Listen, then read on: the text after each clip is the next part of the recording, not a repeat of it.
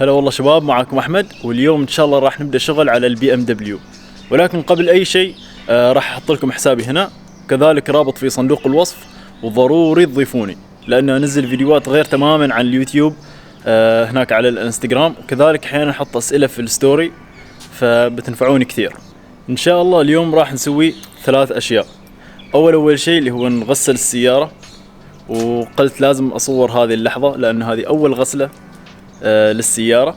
وثانيا راح نركب تغييم للزقاق الجانبي والخلفي، لأن التغييم اللي فيها خلاص منعدم. يعني شوفوا كيف مثلا الفرق بين الزقاق الأمامي والجانبي،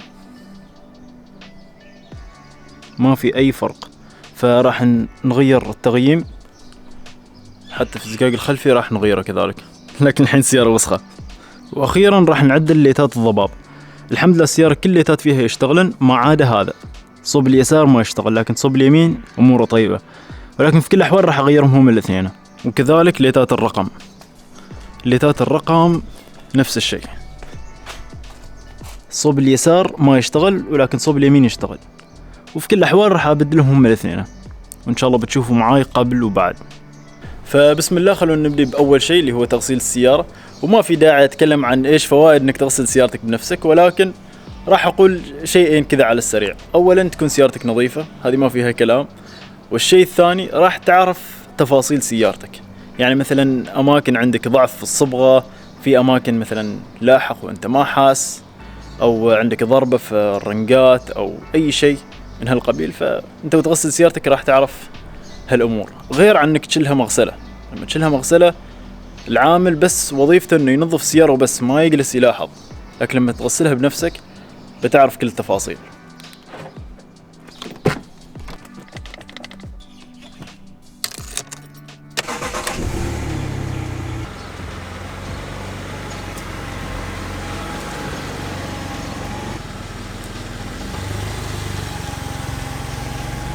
طيب شباب، أنا كالعادة قبل لا أبدي أغسل السيارات أو أي شيء أمر عليهم كذا مرة سريعة، وأشوف إذا في أي ملاحظات أو أي شيء يحتاج أركز عليه. على هذه البي ام أول شيء لاحظته اللي هو وسخ البريك، فيها أوساخ كثيرة. طبعا أنا جاي من جيمس يوكن، كالعادة كنت استخدم اليوكن ما تسوي كذا أوساخ، لكن هنا حتى الرنج متغير لونه. ولكن بشكل عام الأمور طيبة. يمكن في حشرات كثير لأنه كان عندنا إجازة عيد الأضحى، فمسكنا عليها خط تقريبا 500 كيلو. ولكن بشكل عام أوكي. شوف مثلا هنا كأني لاحق في مكان ولا إيش هذا؟ لا هذا ربل طالع من التواير. سبحان الله كيف كذا صار.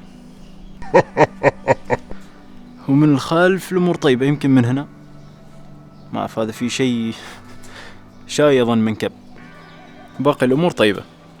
وهذا هن الأغراض اللي راح استخدمهن: الايرون ريموفل حل البريكات أو وسخ البريكات. من بعدها راح استخدم الصابون للبودي. ومن أخلص راح أنظف داخلية السيارة بهذا المنتج. طبعا هذا ما إعلان ولا أي شيء، هذا فقط أنا إيش أحب استخدم.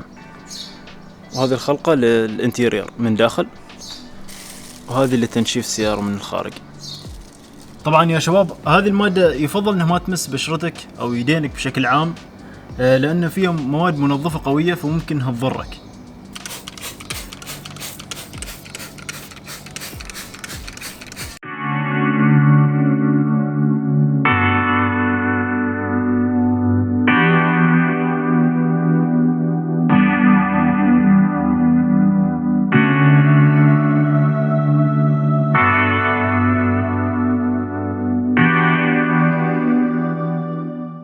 خلصنا الخطوة الأولى اللي هي الماء وتنظيف الرنقات، والسيارة وشكلها كثير تغير عن قبل الحمد لله من أول خطوة، والفرق واضح.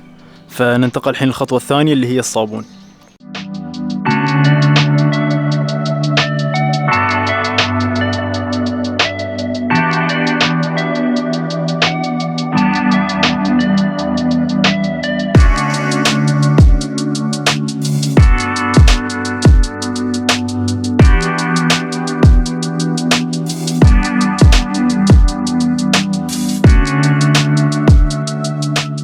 طيب شباب، خلصنا الخطوة الثانية اللي هي الصابون، والحين باقي آخر خطوة واللي هي تنشيف السيارة، وراح أخبركم كل الملاحظات اللي حصلتها.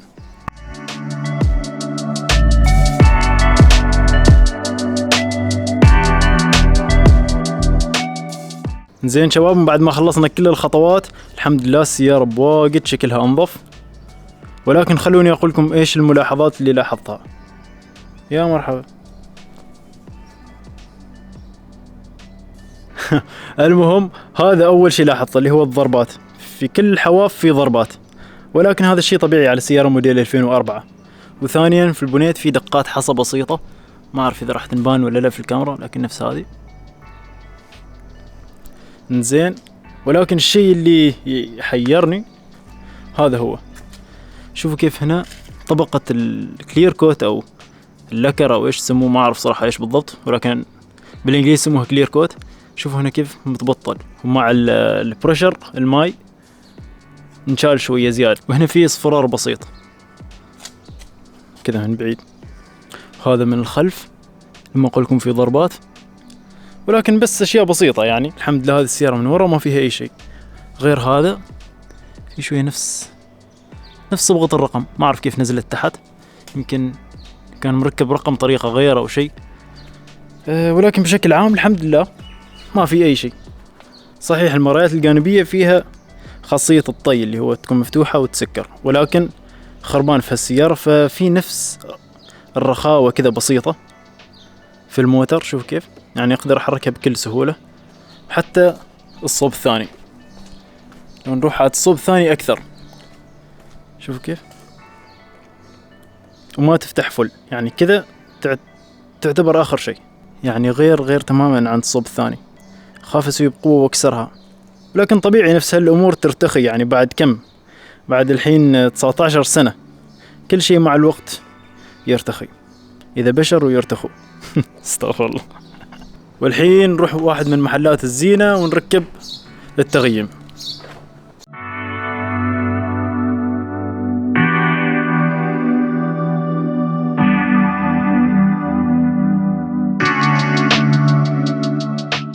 واخيرا وصلنا محل الزينة، عندهم تنقيل وعندهم مخفي وعندهم كل شيء، وشغلهم مضبوط. هذه ما اول مرة اجي معاهم.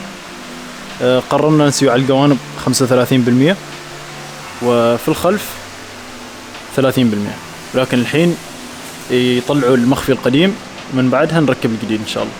الحين يشيلوا المخفي القديم ويجهزوا المكان للمخفي الجديد. خلاص اللي قدام بطلوه او شالوه، هذا الحين اللي في الخلف. هذا هو المخفي اللي راح اركبه من شركة STC، لكن ما مال اتصالات، هذه شركة كندية مال مخفي، متخصصين بس في التغييم، ويعطوك لايف تايم وارنتي، ولكن المحل يعطيك 5 سنوات بس. مركبين على كم سيارة من نفس المخفي، وللحين باقي ما شاء الله، فجودته واجد ممتازة. والله أنا متحمس أشوف شكل النهاية. تعرفوا السيارة بيضة مع زقاق لون أسود، بيجي مرة حبيب سبورت فراري.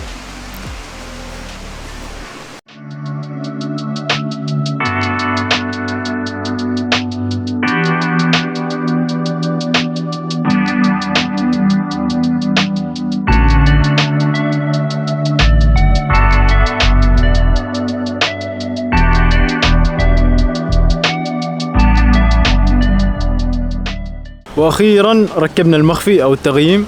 شوفوا كيف من على الجنب ما واضح اي شيء داخل، في كذا انعكاس بسيط، لكن من داخل كل شيء واضح. اوكي في الكاميرا جاي غامق بزيادة، لكن في الحقيقة لا اقل من كذا، فشيء حلو. كذا من وراء نفس الشيء، ما واضح اي شيء من خارج، لكن من داخل كل شيء واضح، فممتاز صراحة. زين شباب، من بعد ما خلصنا مسوين المخفي ومغسلين السيارة، الحين بقى نصلح الكشافات او ليتات الضباب، كذلك ليتات الرقم. خذيت هذه النوعية يمدحوها كثير، وقلت يلا خلنا نقرب. هذه اللي ليتات الضباب، وهذا اللي ليتات الرقم LED، وليتهم بواجد اقوى عن الوكالة. مكتوب لايف تايم 8 سنوات، عسى يكون صدق. يعني بيظل لنا عايشات 8 سنين، اتمنى والله. تركيب ليتات الضباب ان شاء الله بيكون كل شيء سهل، بس ابطل الكفر هذا مجرد كليبات، وبيكون في بولت واحد قياسه 8 ملم، ومن ابطله بيطلع كامل الليت، وعاد افصل الشمعه واركب الشمعه الجديده. فبسم الله وخلونا نبدي.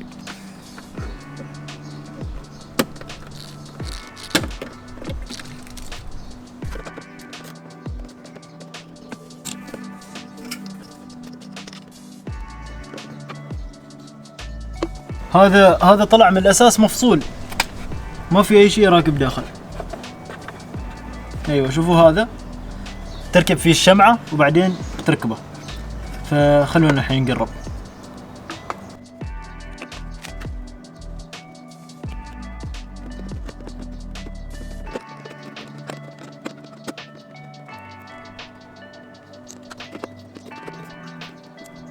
يا اخي هذا الصوب ما نفس الصوب الثاني. هنا على ما اظن منكسر الكليب من داخل، فمثبت بمسمار، ما اعرف اذا واضح ولا لا في التصوير، ولكن في مسمار هناك مثبت هذه البلاستيكة اللي من برا، فبيحتاج سكروب. جبنا السكروب وعسى يكون نفس الحجم. خلينا نشوف كيف هذا مثبت اصلا بسكروب من الاساس. لا وبعد فوق هذا السكروب اصلا ما ثابت. اقدر ادور بيدي على طول طلع. هذا شوف كيف.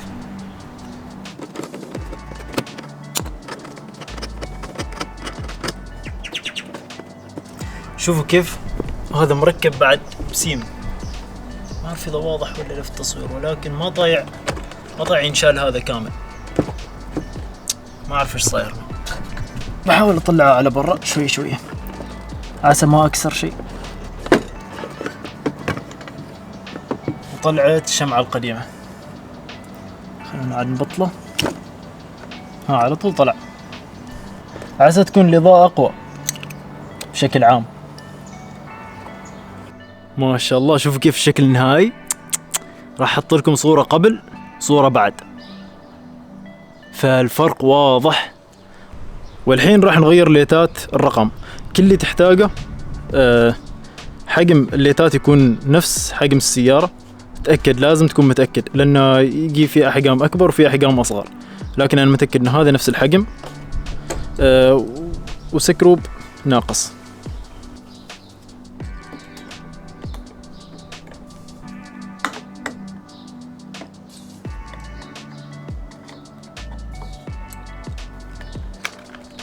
شوفوا كيف الفرق بين القديم والجديد. وين هذا؟ عساكم تسوي فوكس. هذا فقط 3 حبات LED، ولكن هذا 6. فمن ناحية الإضاءة بتكون دبل القوة. وخلاص ركبنا الليتات، بس خلونا الحين نقرب. عسى يكون في فرق. الليت اللي قبل حتى وقت العصر الحين ما ينبان، ولكن هذا ما شاء الله. عاد ما بالكم في الليل بيكون أوضح بكثير. شوفوا كيف. لا والله ممتاز. راح احط لكم صورة للإضاءات في الليل. وبس والله يا جماعة الخير، بكذا نكون وصلنا لنهاية فيديو اليوم. الحمد لله اشتغلنا أشياء بسيطة على الBM، وإن شاء الله الفيديوهات القادمة بنشتغل أكثر وأكثر. ولكن لا تنسوني بالسبسكرايب، كل ما زادوا السبسكرايبرز كل ما بشتغل على السيارة أكثر وأكثر إن شاء الله. وكذلك لا تنسوا تضيفوني على الانستغرام، وضروري ضروري تضيفوني على الانستغرام، لاني انزل كثير اشياء، واحيانا احط اسئله على الستوريات، فبتنفعوني كثير. واخيرا لا تنسوا التحدي اللي هو توصلوني 10,000 قبل نهايه السنه. يلا ها انتم قدها.